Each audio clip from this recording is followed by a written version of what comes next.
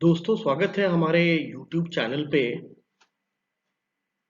आज से agree career आपके सामने लेटेस्ट न्यूज़ एग्रीकल्चर, फूड और रूरल रिलेटेड क्षेत्रों में ला रहा है। तो इसी डायरेक्शन में आज हमारा पहला दिन है और हम देखते हैं कि आज हम आपके लिए क्या न्यूज़ लेके आए हैं। ये कुछ 5 न्यूज़ हैं जो आज हम डिस्कस करना चाह रहे हैं आप लोगों के सामने में। पहला न्यूज़ है कि why Punjab farmers are angry with the state government. जो पंजाब के किसान हैं वो अपने राज्य सरकार, पंजाब राज्य के सरकार से थोड़े नाराज से चल रहे हैं। तो उनका रीजन आज हम देखेंगे। Farmers in Bihar fear locust attack. जो बिहार के किसान हैं वो टिड्डियों से डर रहे हैं क्योंकि टिड्डियों का हमला बिहार और पूर्वी राज्यों में हो गया है। तीसरा जो न्यूज है, immunity booster tablet to be distributed free in rural Maharashtra. Maharashtra सरकार ने कोरोना के डायरेक्शन में फ्री इम्यूनिटी बूस्टर टैबलेट बांटने का प्रण लिया है। नेक्स्ट न्यूज जो है, farmer body meet Gadkari over import of spraying equipment. जो फार्मर ऑर्गेनाइजेशन है वो गडकरी साहब से मिले हैं क्योंकि काफी सारे स्प्रेइंग इक्विपमेंट जो है वो पोर्ट पे अटके हुए हैं। और लास्ट न्यूज है, union minister of fishery, animal husbandry and dairying Shri Giriraj Singh launch the first edition of the fisheries and aquaculture newsletter Matsya Sampada. तो मत्स्य संपदा जो है वो एक न्यूज़लेटर है जो फिशरीज और एक्वाकल्चर सेक्टर में है। तो चलिए दोस्तों, हम ये पांचों न्यूज एक एक करके देखते हैं। आज का पहला न्यूज हम डिस्कस करेंगे कि पंजाब के किसान जो हैं वो राज्य सरकार से थोड़े नाराज चल रहे हैं। इसका रीजन है कि ये डीएसआर मशीन जो है ये पंजाब के किसान यूज कर रहे थे, जो direct seeding of rice method है, इससे धान की बुआई हो रही थी।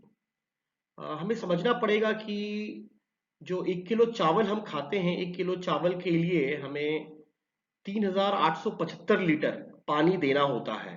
तो राइस जो है बहुत वाटर इंटेंसिव क्रॉप है और बेसिकली हम चावल नहीं, हम पानी खा रहे हैं।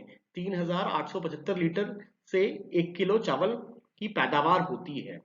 लेकिन यही केस अगर पंजाब में देखा जाए तो पंजाब में 5300 लीटर 1 किलो चावल पैदा करने के लिए जो पंजाब का किसान है वो 5300 लीटर पानी अपने खेतों में देता है।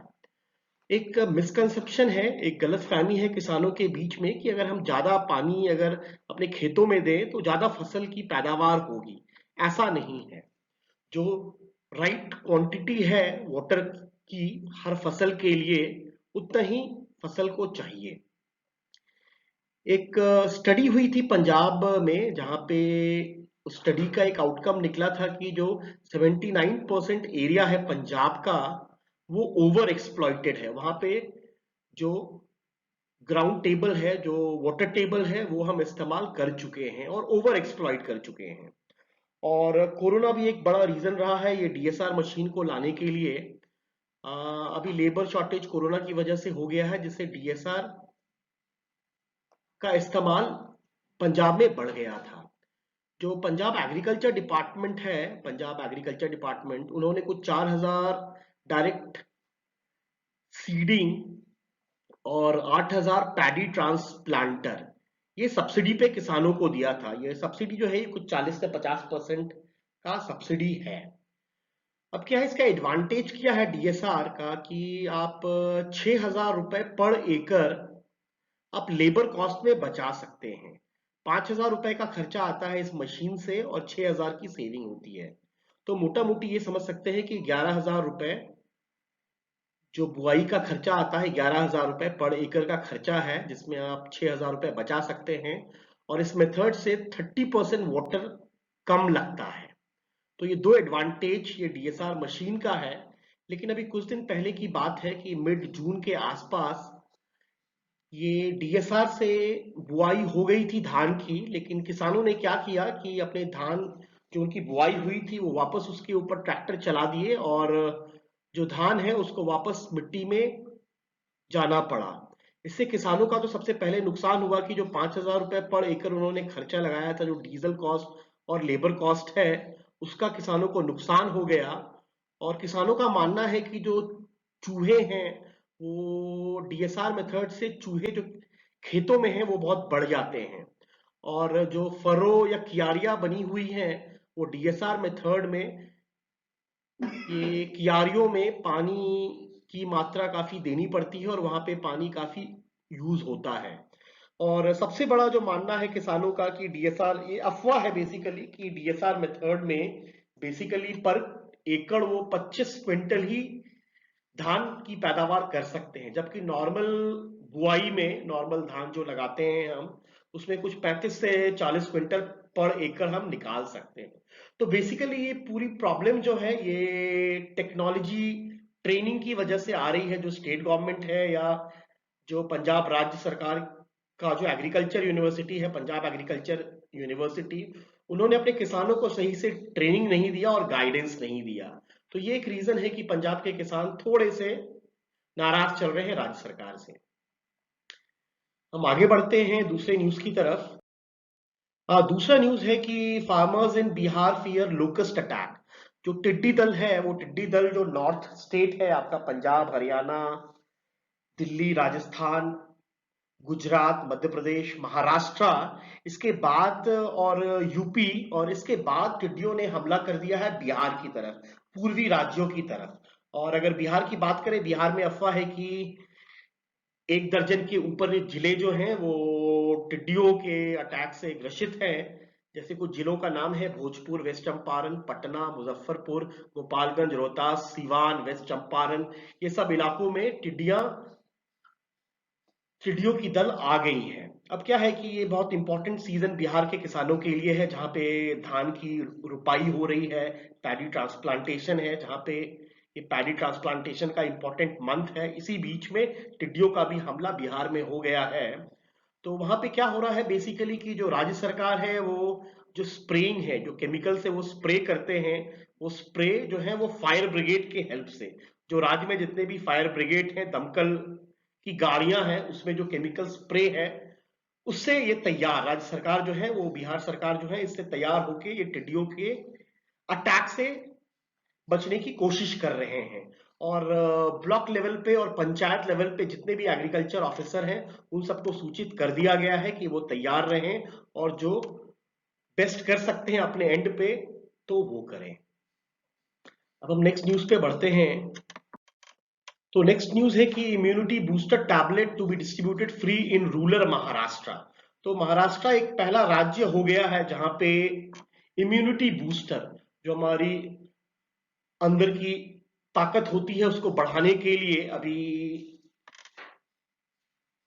कुछ दिनों पहले आयुष मंत्रालय ने एक सर्कुलर निकाला है जिसमें उन्होंने कहा है कि जो आर्सेनिक एल्बम टैबलेट है और आयुर्वेदिक मेडिसिन है, इसको अगर आप लेते रहें तो आपकी जो अंदर की क्षमता है वो बढ़ जाती है और आप कोरोना से लड़ने के लिए बेहतर तैयार रहते हैं। तो महाराष्ट्र सरकार ने क्या किया है कि उन्होंने 5 करोड़ पॉपुलेशन को, जो महाराष्ट्र के गांव में, रूरल इलाकों में जो लोग रहते हैं, जो किसान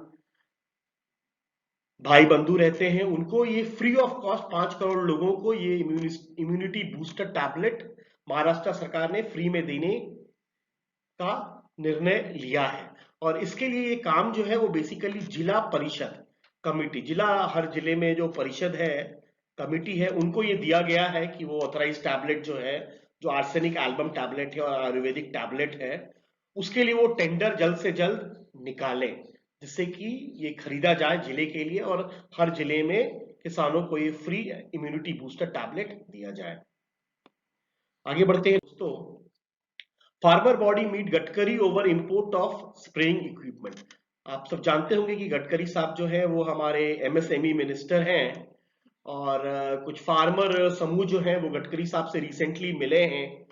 अभी हुआ क्या है कि ये कोरोना की वजह से जो स्प्रेइंग इक्विपमेंट है, स्प्रेइंग इक्विपमेंट जो है वो शहरों में बहुत ज्यादा इस्तेमाल हो रहे हैं स्प्रे के लिए, और ये स्प्रे और हाइजीन के लिए जो शहरों में या अर्बन एरिया में इस्तेमाल हो रहे हैं, तो जो हमारे किसान भाई हैं या रूरल एरिया में जो है जो कीटनाशक का स्प्रे करना चाहते हैं उनके लिए ये स्प्रेइंग इक्विपमेंट की कमी हो गई है।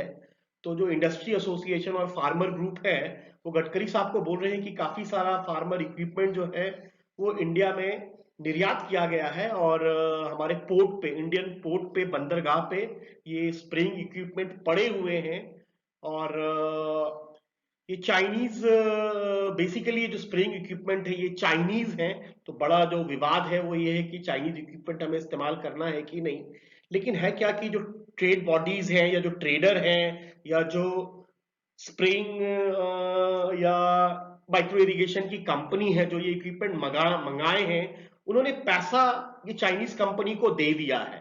लेकिन जो इंपोर्ट क्लियरेंस है उसकी वजह से ये रुका हुआ है। तो ये फार्मर ग्रुप जो है ये गडकरी साहब से अनुरोध किए हैं कि ये इंपोर्ट ड्यूटी को क्लियर करवा दिया जाए और ये स्प्रिंग इक्विपमेंट इंपोर्ट ड्यूटी से निकाल के जहां पे जरूरत है किसानों को वो इमीडिएट बेसिस पे दिया जाए।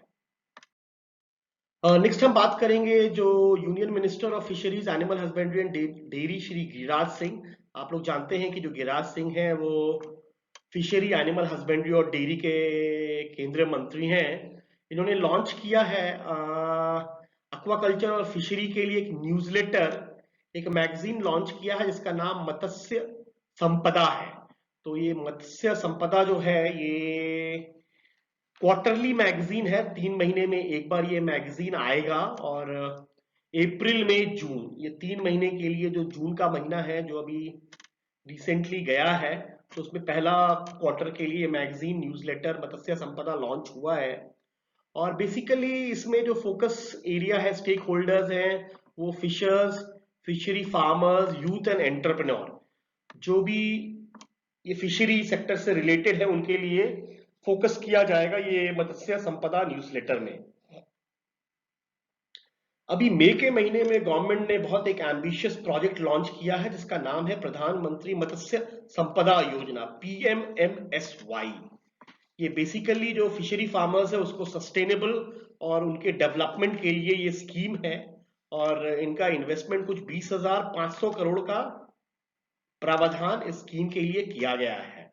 और इस प्रधानमंत्री मत्स्य संपदा योजना में कुछ 70 लाख टन फिश प्रोडक्शन करने की चाह है हमारी। और कुछ हम 1 लाख करोड़ का फिशरी एक्सपोर्ट करना चाहते हैं।